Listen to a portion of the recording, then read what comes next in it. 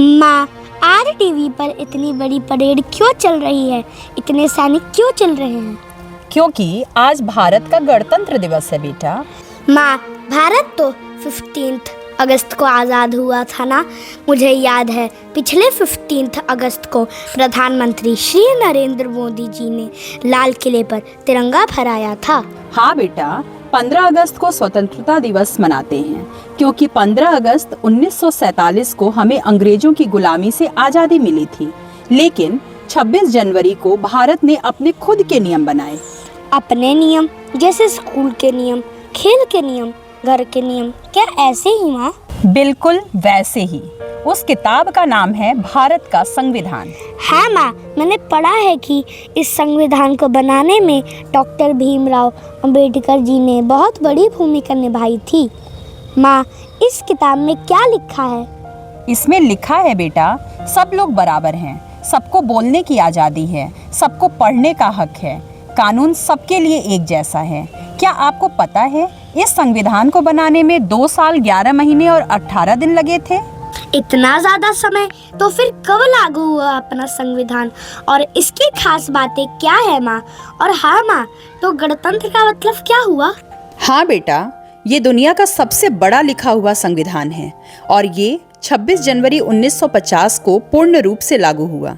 इसलिए इस दिन को भारत में गणतंत्र दिवस के रूप में मनाया जाता है।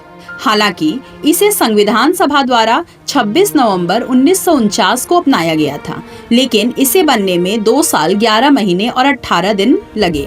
और आपको पता है कि 26 नवंबर को संविधान दिवस के रूप में मनाया जाता है क्योंकि इसी दिन संविधान को अपनाया गया था। और हाँ, गणतंत्र का मतलब है जहाँ राजा नहीं, कानून सबसे ऊपर होता है। तो माँ, 26 जनवरी को दिल्ली के कर्तव्य पथ पर परेड क्यों होती है और इस साल परेड में क्या खास होगा?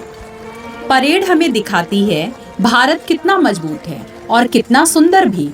इसमें हमारे सैनिक, बच्चे और अलग-अलग राज्यों की झांकियां होती हैं। हर राज्य अपनी संस्कृति, इतिहास और विशिष्टता झांकी में दिखाता है।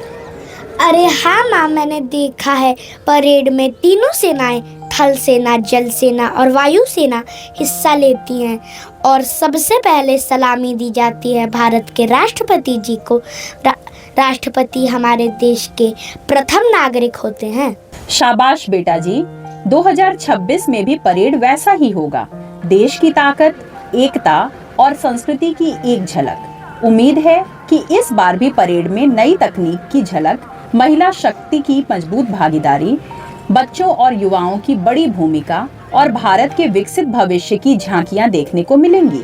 और हाँ बेटा, इस बार समारोह में मुख्य अतिथि के रूप में यूरोपीय संघ के शीर्ष 2 नेताओं को आमंत्रित किया गया है।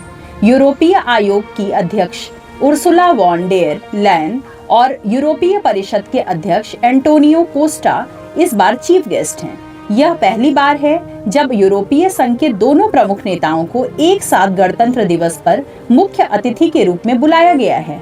और इस बार गणतंत्र दिवस की थीम भी बेहद ऐतिहासिक है।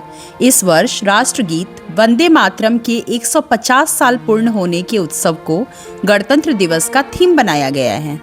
माँ, मुझे अपने देश पर बहुत गर्व है। मैं बड़ा होकर देश के लिए कुछ अच्छा करना चाहता हूँ। और मुझे तुम पर गर्व है बेटा, क्योंकि अच्छा नागरिक बनना यही गणतंत्र दिवस का मतलब है।